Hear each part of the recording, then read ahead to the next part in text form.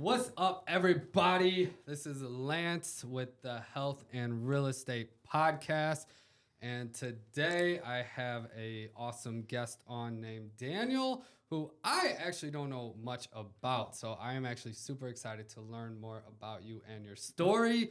So I met you through your wife, Jamie, through all the raw vegan meetups and all the fun events that you all do on. And I know you're a big, help but with her with all that. But tell me about you. What is up? Cool. All right. Well, hello everyone. I'll start with how my journey started into health. Yes. So when I was young, about 17, I started really getting into working out. And I was really where I was working out, I was really, putting on a lot of muscle and stuff. And then I got hit by a car. And I was crossing the street and I got hit by a car. Wow. My body flew 50 feet in the air. I had a huge scar and scar all the way up through my skull. I had a broken leg. That knocked me off. I stopped working out. I was out of commission for months. And then when I started to feel better, I was really depressed and down. And I started hanging out with people that weren't really ambitious or healthy or into stuff. And I started smoking cigarettes. Mm-hmm. And I vowed when I was younger never to smoke cigarettes because my dad smoked for all his life and I hated it. I hated the smell of it. I always would complain about it, but I just got it. I'm a Scorpio, so I have a very addictive personality. So I started and I just really started and I smoked for 10 years basically. Wow. And through that 10 years, I felt like I was asleep, honestly, because I went from high school to college. I went to college for computer science, which I wasn't really interested in. I hated coding, wasn't my thing. I like computers. I like how they work and everything, but I hated coding. But I just went into it because my parents said that would be good money. Back then it was really big coding, make a lot of money. So I went to school for coding, got a job at IBM after school, one thing after another. And then I worked at IBM for 7 years. I moved up, became a manager. And at one point I was observing myself. I was working 16-hour days, not really getting recognized for my work. I felt underpaid, overworked. I was feeling shitty, lethargic. I had a full face of acne. I had my hair was going brittle and starting to thin out. And I was a little bit overweight. I hadn't worked out in 8 years. I was just working, and then something clicked. I was you know what? This is not how I want to be. And one day I was in a room with executives for the company, and I was observing them all how they were, and it was that's not who I want to be in 10 years. I didn't feel that's the kind of person I want to become.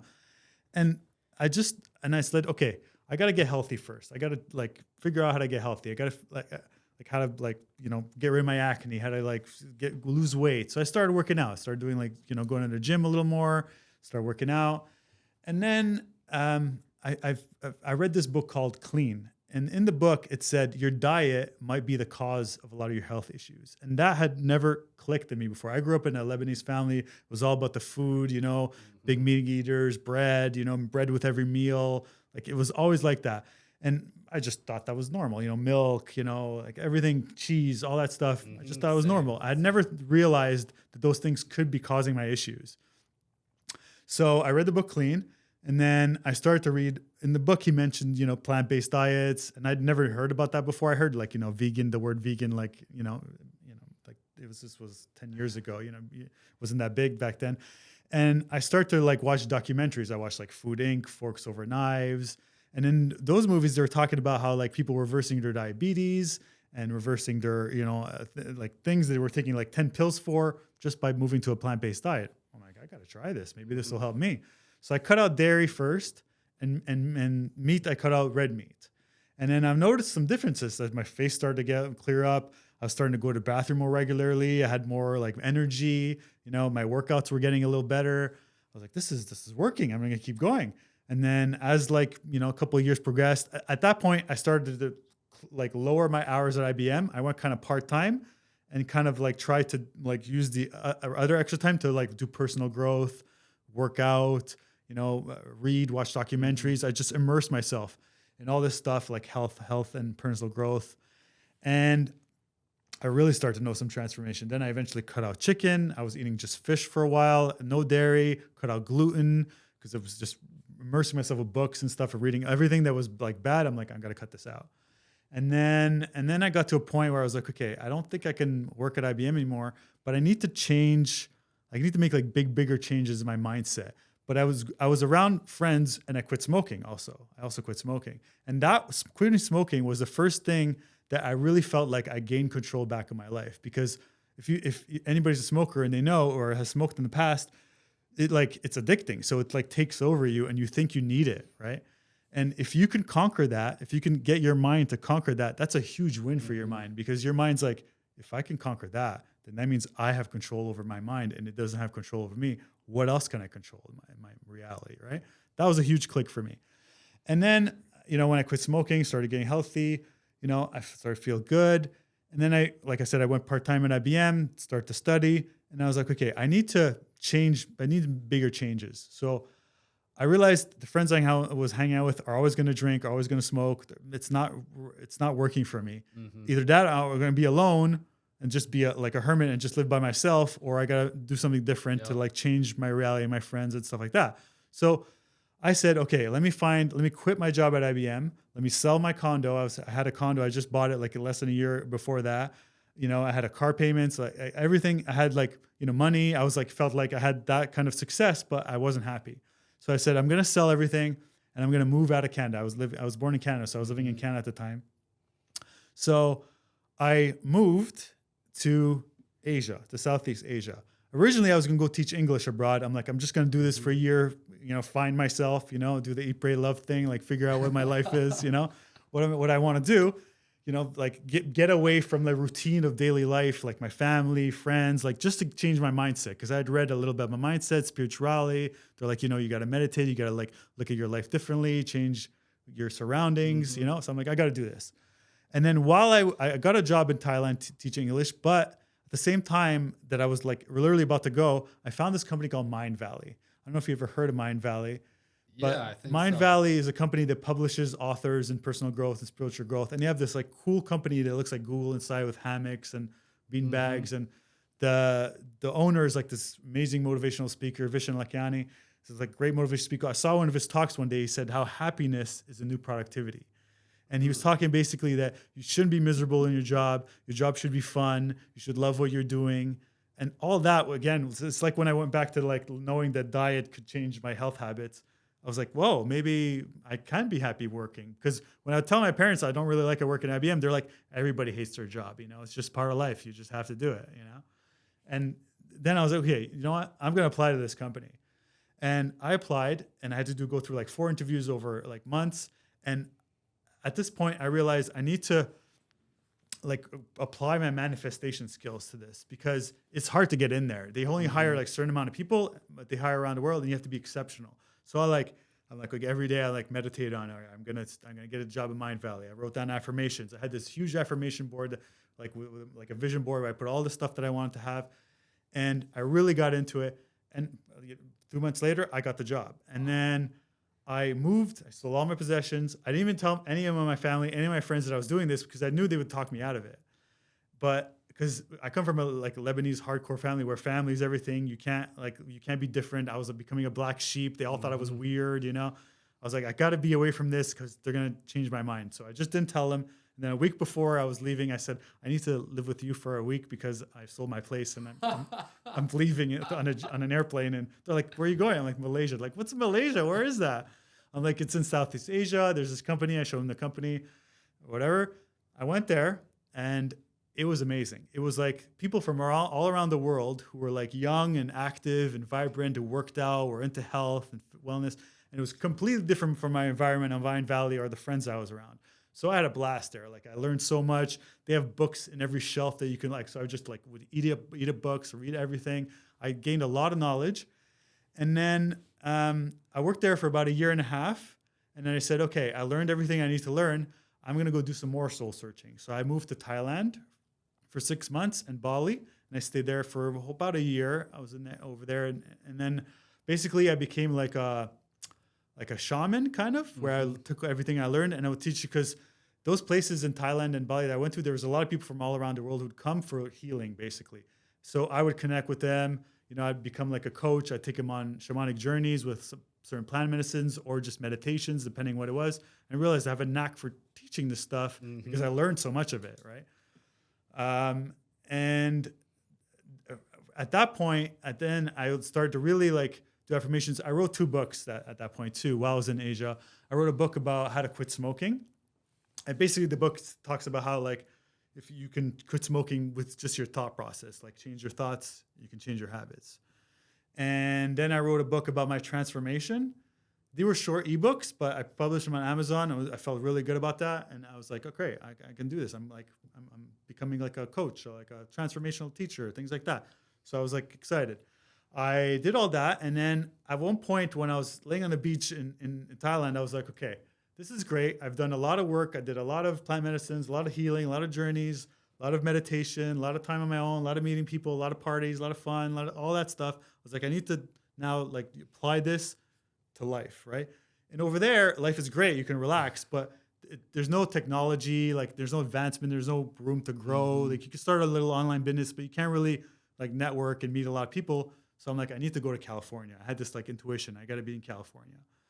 So I came back to Canada, and I was there. I moved down to this like nice area in Toronto, because I live in Toronto, where it's like really happening and there's a lot of cool people. So I went there and I lived there for about a year, and I managed a health food store. And then, you know, I learned everything about like all the different types of vegan products and the health food. So I was like super great and knowledgeable about that. And I like managed the company, and I did really good. I'm like, okay, this is great. But again, I need to get to California.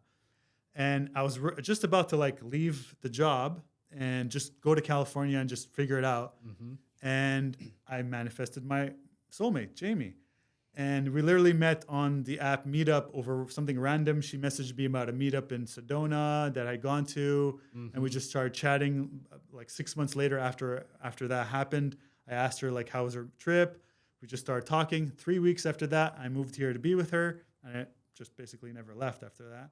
So it was like, we just fell in love. We had and we both shared this like thirst for growth and like thirst for like becoming better people and serving and helping, so we had those things in common, and it really drove our love to like really manifest to come together. And then I moved here, and we lived together. We raised her 2 stepkids, my stepkids, or her kids, for about 2 years in Victorville, and we decided we want to come to LA to like really grow and expand. And we did 2.5 years after I manifested coming to LA. And we spent a few years in LA through COVID, dealing with that, getting our relationship really solid. And then at one point we decided to, start the meetup. We're ready to, the COVID's done. People are starting to go out again. Let's start a meetup. We started a little meetup in Victorville, but it's just small. There's not really many vegans there. There's nothing vegan in Victorville. So we're like, okay, let's start a raw food meetup. And we did. We started a park near our house. We had less than 10 people show up the first time. We did it another time, and then we just kept snowballing from there. And I gave it to Jamie because she really got excited and started putting marketing in it, made these cool videos that promote it, and just gained a huge following from it. And then, she's just snowballed from there, and it became what it is now, the Raw Food Worldwide Meetup. So that's kind of like what brought me here. And now I work for a biohacking company. It's called Next Health. We do, it's about longevity, basically. So I'm really into biohacking and longevity, like staying young. Same with Jamie, if I focus on, I'm 43 now, and I want to look, young and feel vibrant for a long time. So my company does a lot of different blood tests you can do. We do IVs, we do cryotherapy, red light bed, sauna, hyperbaric oxygen chamber, all kinds of different biohacking modalities. And and then that's kind of where we are now. Wow. Yeah. I did not know the majority of that. Yeah, that's why I said I'll share the most of it. You have an amazing story and journey. So I'm trying to recap it all. Yeah, totally. So when you were younger, you got hit by a car. Hit by a car at 17. Really bad accident. Yeah. You said you went flying in the air. Yeah, flew 50 feet in the air. Yeah. So that really got you in a bad place. You started smoking for 10 years. Exactly. I didn't know that. Yeah. But you quit smoking. You wrote a book about it. Yeah. You were from Toronto. Toronto, yeah. You moved to Malaysia. Moved to Malaysia. Well, before that, you worked at IBM. Worked at IBM, yeah. Didn't see yourself. No, 7 years. Climbing the corporate ladder. So you're like, screw this. There's more to life. Yeah. Went to Malaysia. Yeah. Was it Mindvalley? Mindvalley, yeah. Okay, because I have heard of them. Then went to Thailand. Yeah. Back home. For about a year. To prepare to move to California. Worked at a health food store. Yeah.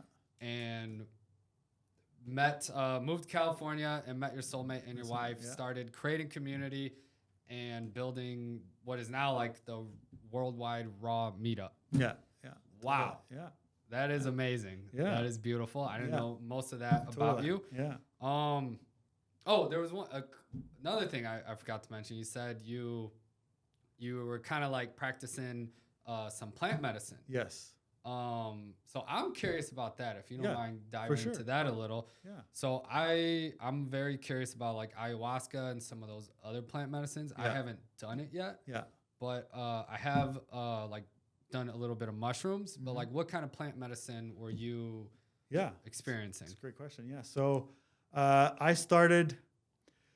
So at one point, while I was in Malaysia, I forgot to mention this. I had gone to a point while I was at Mindvalley that I was like partying a little more. I was falling back into a bit of a routine of like partying and drinking and less more about my spiritual growth, because I was like having a lot of fun. People were going out. I was like falling into a little bit, even though my mind was like, I need to be spiritual and learn, grow, and learn and grow.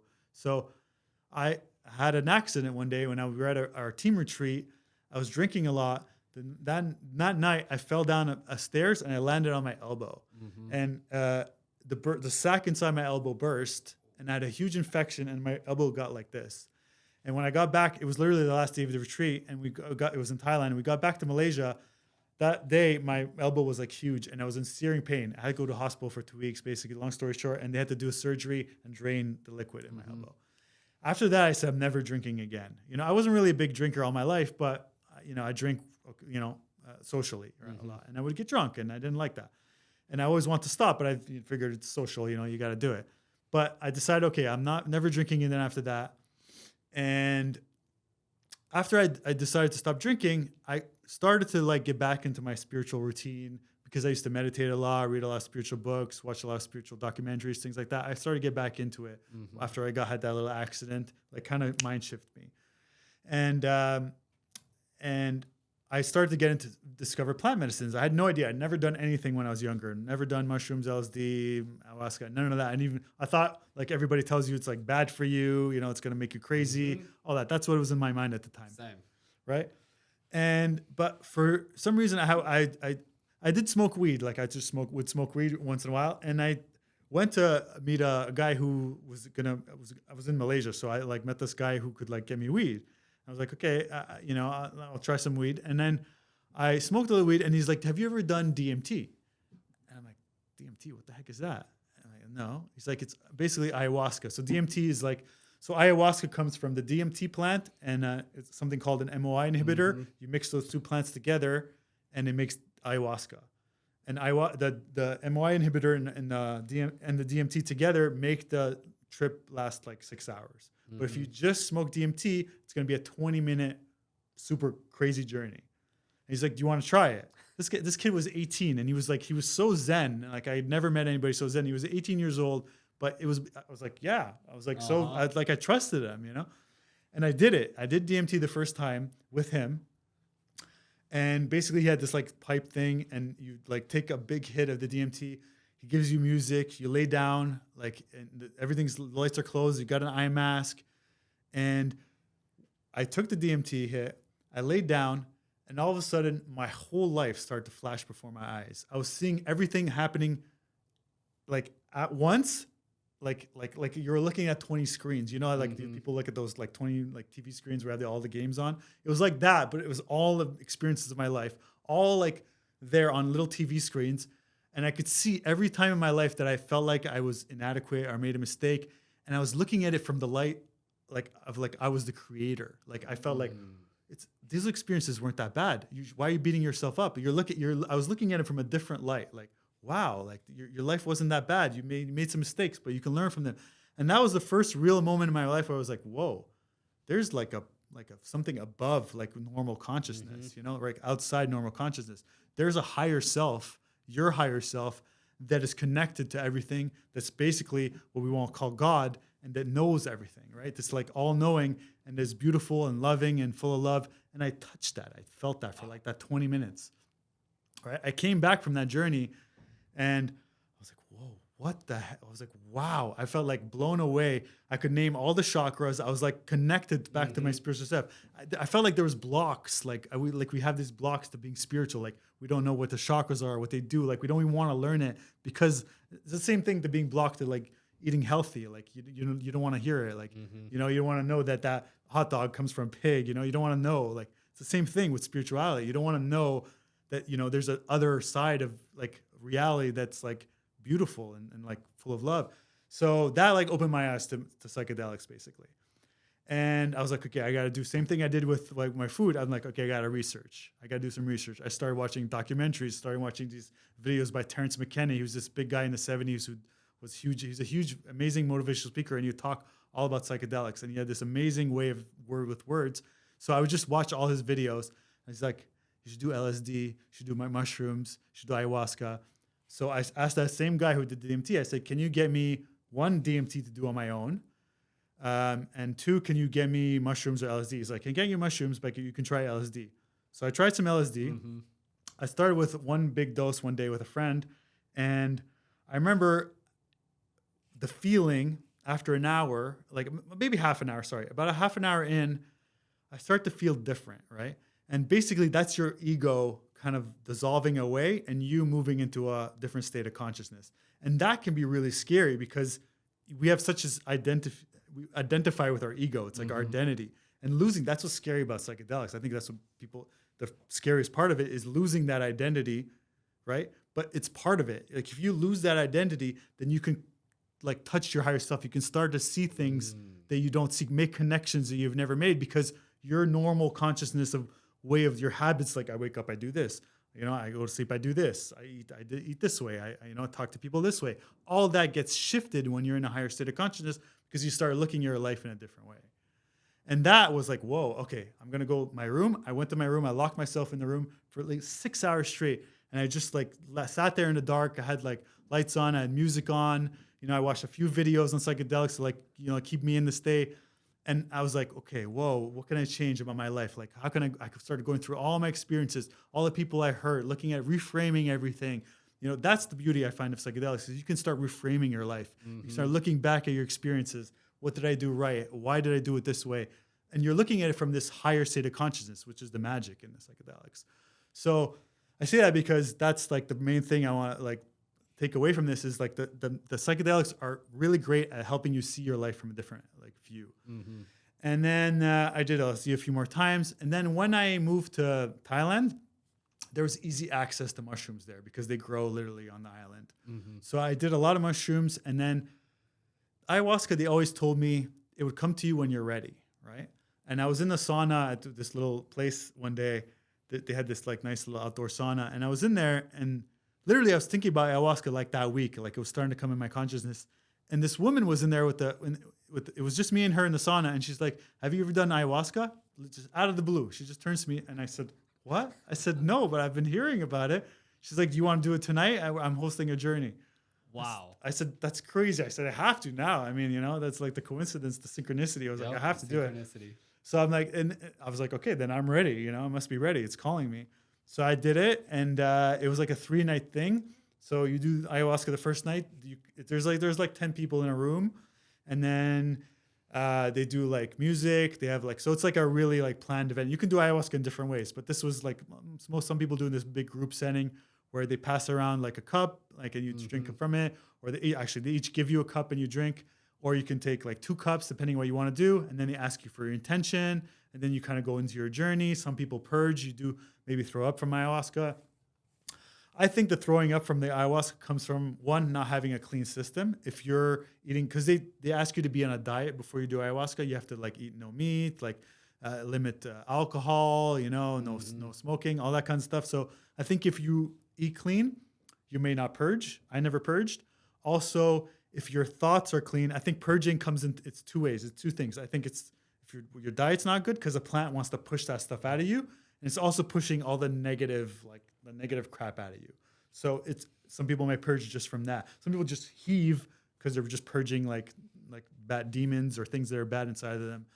And I think that's like the thing with ayahuasca is it takes those things, those bad like negative thoughts, those like demonic thoughts, those like anger, all that stuff, and you're looking at it from it's like a mother trying to heal you. That's why they call it mother plant, because it's like a mother saying it's okay, none of it's bad. Like you can heal this, you can heal this. And all throughout that time, it was like that's like you can heal this, everything is okay. It was very nurturing. It felt like a very nurturing feeling, and I did it for 3 days straight. And I remember like the last day, I literally was. I walked where it was. I used to ride a scooter there, but where it was, I didn't ride my scooter that day. I took a cab because I didn't want to drive with my scooter on the way back on ayahuasca, right? So I had to walk like 5 miles basically from where I was staying to the place I did the ayahuasca.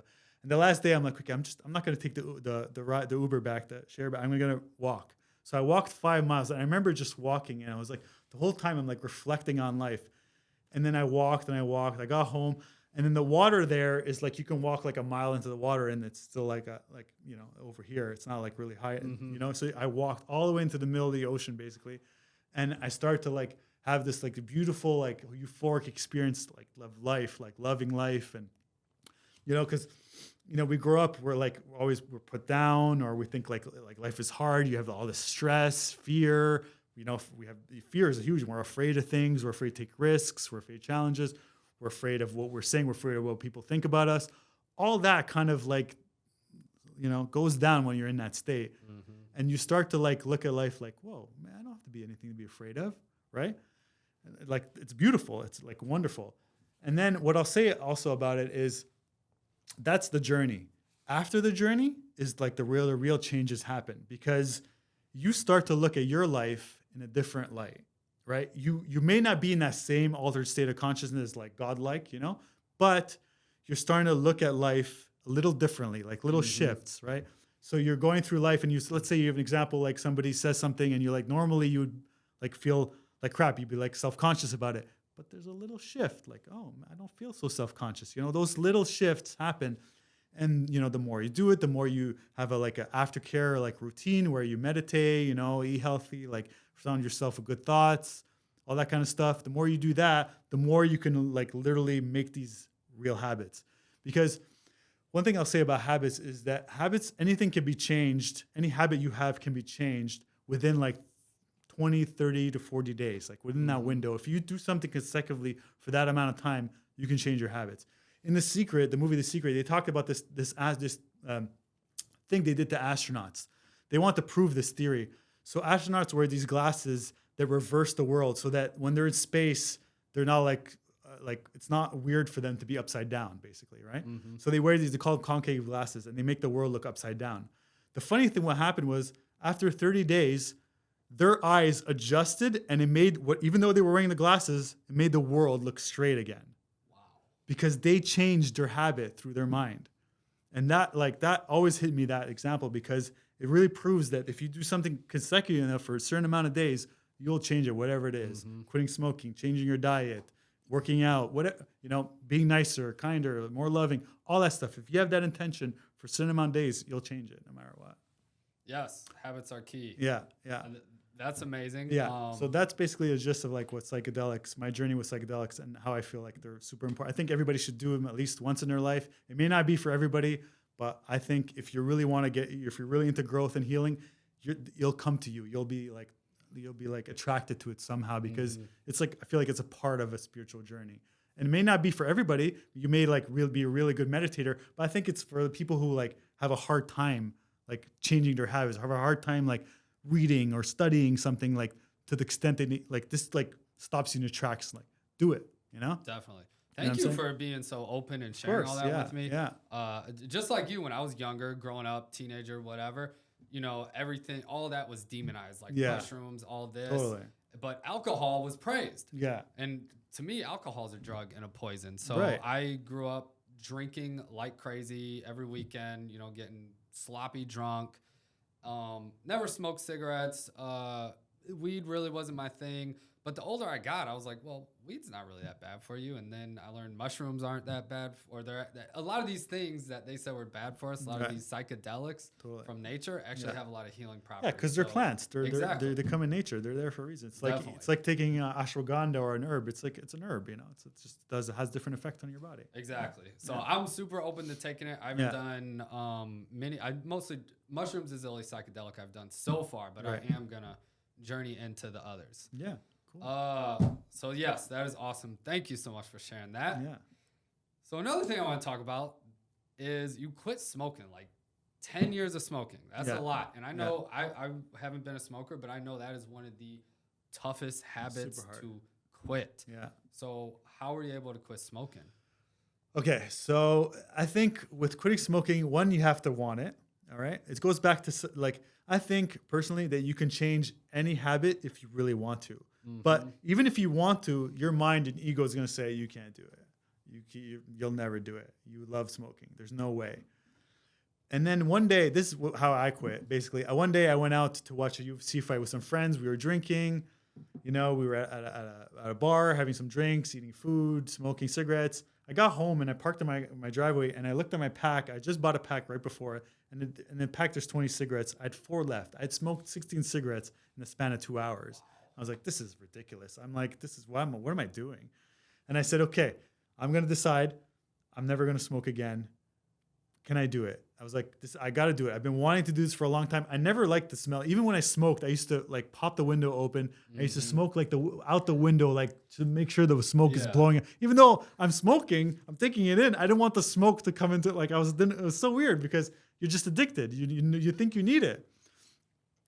And that night I was sitting in my car. I started to like breathe, and I was like, okay, you know what? I got to stop. I'm going to smoke this last cigarette. I'm going to say, this is it. I'm never smoking again. I smoked it all the way to the end. And then the addiction started to kick in. I was like, I don't think I can do this, man. And then I took the second last cigarette in the pack and I lit it with the same cigarette. I lit it like this. And I smoked that one. I said, okay, it gave me a little more time. I was like, all right, and now I got to quit. This is it. And I said, okay, I'm quitting after this cigarette. And I stopped.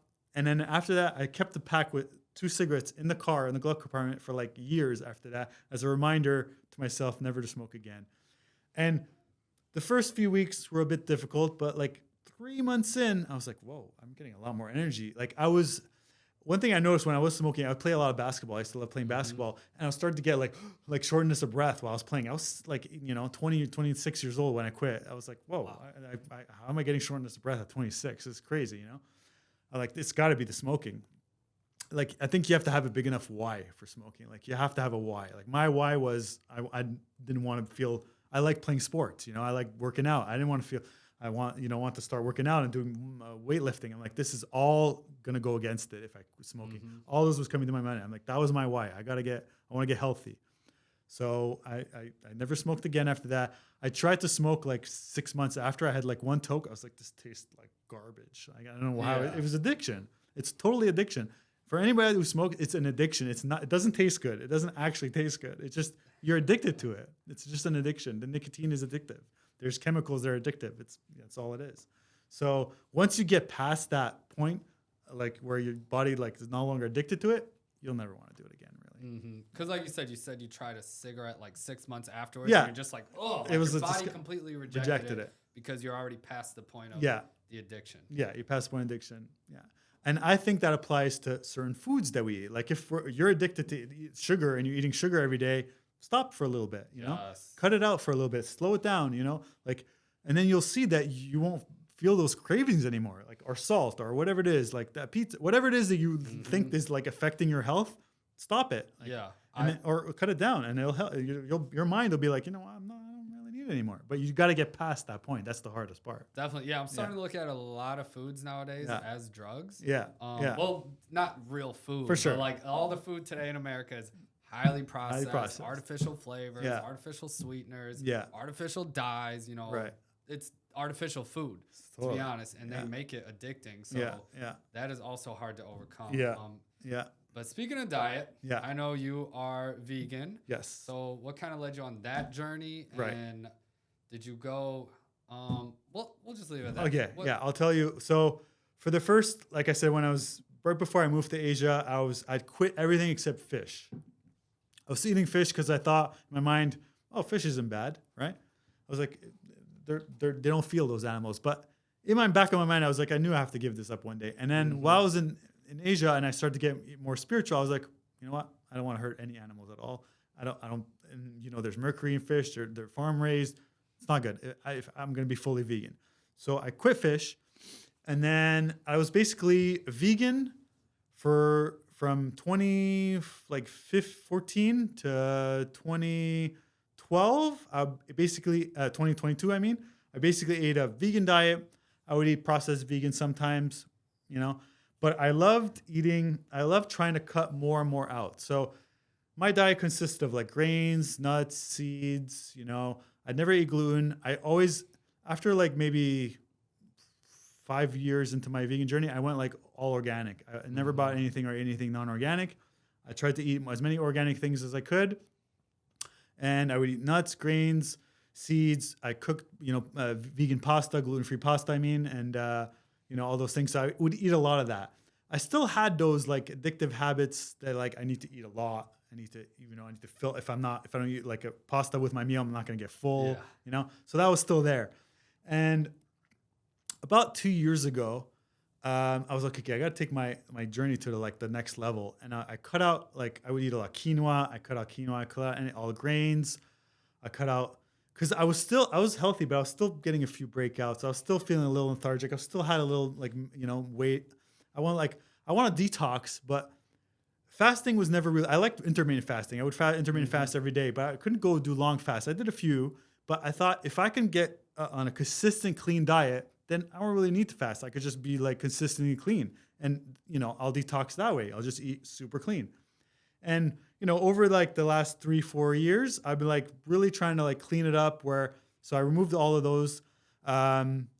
Basically now I have a diet of, I eat this kind of the same thing every day. And I could basically count the things that I eat on my fingertips, basically. So I eat very, very limited. Okay. So again, this is not for everybody. I chose this because it works for my body. And that's one important thing, keynote, is that everybody's body is a little bit different. I think, being vegan and being healthy, eating unprocessed, I think everybody, should do that. But eating certain things, because we all have certain food sensitivities, right? We have a food sensitivity test at our work where people take it and then it shows you all the foods and then what you're sensitive to. Some people are more sensitive to foods than others, right? For me, I listened a lot to my intuition to do that. Like, I tested, okay, if I ate that quinoa, for example, did I feel bloated the next morning? I did. I'd do a lot of hot yoga. So I'd go to hot yoga in the morning. I'd be like, I'm still a little full from the night before. I'm not really doing yoga the way I want to. I'm like, okay, let me try cutting that out, So now my diet consists of things that I found were easiest for me to digest, high nutrient value, good protein, low pesticide amount, and easy to make and cook, and basically, yeah, like that. So basically, I eat peas, 32 ounces of peas for lunch, and that's a lot of protein, like 60 grams of protein, like huge protein peas. You just eat like plain peas? Peas, I put tahini sauce. Tahini, okay. Tahini also is a seed that has a very high protein content, very easy to digest, good fat. I put lemon juice, little organic lemon juice, and a little bit of like new salt, which is potassium chloride. And I've tried like experimenting with different herbs and spices, but they were all great. But as I like right now, like I don't do anything else. But I used to add like parsley and like Italian seasoning. Like I'd throw on a bunch of stuff, and it was all great, it tasted good. But now I'm like simplifying it as much as I can. So that's basically, and then I steam zucchini. I make noodles. I spiralize zucchini and I make noodles. That's my pasta, basically, my replacement for pasta. I eat that with a little tahini sauce, and it's like, I warmed it up, and it just tastes really like good, like pasta. It's good with the tahini sauce. It makes it all creamy and nice. And so I eat that with a lemon juice, same thing. So that's like the two things I eat. We also have a dehydrator, so I'll make like zucchini chips in the dehydrator. So I slice up some zucchini. I basically peel them so they're little strands. I put in the dehydrator. And like flax bread. I make flax bread once in a while, which is like basically flax and water, and I put that in the dehydrator. So I'm trying to eat like raw. The only thing I cook is like steamed zucchini. So because, after meeting Jamie, I never really learned about the raw food diet before then. So I learned that, the more cooked food you eat, the more, destroying your enzymes, the less nutritional value you want to get. So that's why I kind of like found these that kind of, I don't have to cook, zucchini I can steam, and the peas I don't have to cook. I just, thaw them out. And basically that's like, I make these as my lunch, and then I'll eat at my lunchtime and I'll eat at dinner time. I don't really eat in between. And that's how I kind of do. I do make the same thing in morning and I mean like midday and lunch. Yeah, super simple dinner, routine. I mean. So Super it just simple. makes it Yeah. easy. Yeah. And Like you feel good. I feel like good. You're performing at your highest. That's the important thing is that because this worked for me. Like now I never break out. I've constantly have energy. My weight maintains like a normal balanced weight. I'm never fluctuate in my weight. Really, I want to get rid of that. Like, if I eat this, I'm going to feel, I'm going to gain like 20. I want to get rid of that because it takes up so much of your mindset, so much of your thought process to be like, oh shit, I ate this, I'm going to feel like crap tomorrow, or I ate this. I just want to remove that. And because I had done so much plant medicine, I like saw what it feels like to be like without these thoughts, I was like, I want this. And really what changed it is one day I did LSD and I went to the supermarket. I did like a small dose, like a microdose. I went to the supermarket and I was like, okay, I'm going to look at all this yummy vegan food. I'm going to say, I'm not going to get it. I'm not going to buy it, right? And because I was in that like high state of mind, like, I'm Superman, I can do anything. I'm like, I don't need it. And then literally afterwards, when I go to a grocery store, I look at it, I'm like, ooh, this looks really good. But I don't buy it. I just like, ooh, that looks like yummy. All the processed stuff. Yeah, all the processed, the new chips they have, Yep. the new vegan, things they do, the new cheeses, all that stuff. I look at it, but I don't buy it. Like I appreciate it. I think it's great. I think it's a great transition food for people who are trying to transition. Yep. It's wonderful. I love it.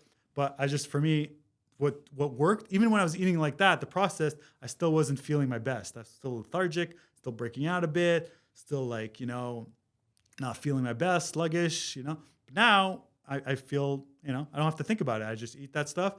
And I'd learned about breatharianism where people like survive off the sun. And so I'm like, I gotta like find a really simple diet so that I could just get the nutrients I need. Like I still take a multivitamin, I still get all the vitamins that I need. But I'm like, it's very simple. Like Steve Jobs used to wear like only one shirt like all the time because he didn't want to think about it. So that's the kind of thing I want. That's how I like kind of my thought process is now. Like I don't want to think about it, so I don't have to think about what I'm going to make for dinner, when we eat. I think, but the takeaway from this for everybody else is find what works for you. Like find the foods that you are real healthy and like make different meals out of them. Make like really stick to what you think works for you. Definitely. Yeah. I eat like the same three things almost every day, just different variations. Variations, so exactly. I love it. Yeah. I think that's what's important. Like to find like what works for you, like and use the elimination process. Take this out. Do you feel better? Okay, it's not making shit. I re-add it, or keep removing it. Things like that. So that's kind of how my diet is. So I don't eat anything non-organic. I eat the same things. I don't really eat in restaurants because I eat the same thing. And I want to eat organic. I don't want to know every ingredient because I struggled with like these health problems. I struggled with a lot of bad acne that really felt self-conscious about myself. And every time I would eat something, it would make me break out. I was like, I can't. It would make me like pissed at myself. Like, I don't want to have this like huge pimple on my face. Like, I'm just gonna stick to it. I had this big why. It's the same thing with smoking. I had like a big why. Definitely. And somebody else, it might not be acne. Somebody may be clear face, but they still eat processed food. It might be something else. Maybe they're, they don't have the energy they want. Maybe they're forgetful. Like my memory started to improve. My hairline started to grow back. Like it became thicker. Like all these things, my hairs, my skin, my nails, my moisture, everything was like improving because I was improving my diet and my habits and my mindset. Definitely. All kind of tied together. You look really good. I was surprised when you said you were 43. I don't even see a wrinkle. Yeah. You're glowing. Thank you. And all that. So yeah, I contribute to all diet, health, mindset for sure. And big thing I do is like mindset. Like if you like think about what you want, right? You may not get it right away, but if you decide I want to be healthy, your mind will start. And this is basically what I want to answer for your question about what is your biggest health tip is that I think just decide what you want, whether it's diet or exercise or, job, whatever it is, just decide you want it. Your mind is amazing. It actually automatically starts to look for things to match that. So basically all you have to do is set the intention. The subconscious mind will take care of all the rest. It'll go to work. It'll start like, you'll start paying attention to that ad. You'll start paying attention to that movie, start paying attention to those words and all that stuff. Like that's like the crux of like how to change is like decide what you want. I love it. Yeah. Well, awesome. We covered a lot. We did. That's great. Before we wrap it up, is there anything else you want to add or that I didn't ask? Is there anything else? No, I'll just. Or is there anything you're working on or you want to help promote? Right now, my goal is to network with. I'm working at this place, Next Health, and I'm meeting a lot of like high-end people that are really into biohacking. So my goal is to like kind of network with them and eventually start my own kind of like transformational practice. You know. Things like that. But right now, I'm like, my goal is to network, learn as much as I can about the industry, really put my foot out there, you know, meet a lot of people, because I came from Canada. I didn't really grow up in LA. I don't really know that many people. So this is what's getting me out there and meeting a lot of people and meeting people. Like I met Brian Johnson, all these people in the field, like they're doing amazing stuff. I'm starting to meet them, right? Mark Hyman, you know, Ben Huberman, all these guys that are like big biohackers. Like, you know, I get to meet them and talk to them and converse with them. Jason Silva, all these cool guys. That's awesome. Yeah. So basically that's like what I'm working on. And I'm trying to like build an income so that Jamie can work on her business and grow her business. And she's taking care of it that way. And that ties into the next thing I want to say. I want to give a shout out to Jamie because she's been amazing, like supporting me in this journey. And I'm just so proud of her for everything she's doing. If you had like the transformation she's gone through is amazing. Like she was not anywhere near where she was when I first met her. She was really wanted it. And that again goes back to the what you want. She wanted it, but she had a lot of obstacles to overcome. And she overcame a huge amount of them just from, you know, her dedication to it and like our work together and the things that I taught her and the things she read on her own. And she's just, she's blossomed so much. Awesome. I love it. You guys are a very beautiful, amazing, inspirational couple. And I've just seen everything you've done in the past year. Yeah. Can't wait to see what's on the horizon for the next 5-10 years. Amazing. I love it. Yeah. Yeah. We'd love to eventually like have our own retreat center where we do all this stuff and teach all this stuff. So that's a big dream, like in the future. Yes. Yeah. Yeah. Manifest it. Yeah. Thank you. Love it. So the next segment is the simple health tip. Yeah. Which you kind of mentioned, right? But it's just basically to reiterate, just decide. Decide then and there, and then let the mind and subconscious go to work. Because I think everybody has different health goals and different. So really, my biggest tip is just decide that you want to get healthy, want to find that job, want to read more, whatever it is you want. Decide it. Your mind will make the decision. Your mind will go to work for it. Perfect. Yeah. All right. And now it is my favorite part. Yeah. It is the end. We wrap it up with some laughs, with some funnies. Yeah. So we are now into the joke off section. Right. So I'll let you go first. Sure. Did you bring a good joke? I did. What do you call two monkeys who share an Amazon account? Two monkeys that share an Amazon account. I don't know. Primates. Oh! That is a good one. That is really good. That is good. I was thinking like Jeff Bezos. I don't know, but primates. Wow. I'm borrowing that. Yeah. That's a good one. Yeah. All right. So I'm actually borrowing this one from your wife. The joke, and it's actually very fitting. Yeah. Because we talked about. We did. That's true. We did talk about the one. I didn't expect to go there. There you go. So the joke is, why did the mushroom go to the party? Why? Because he's a fun guy.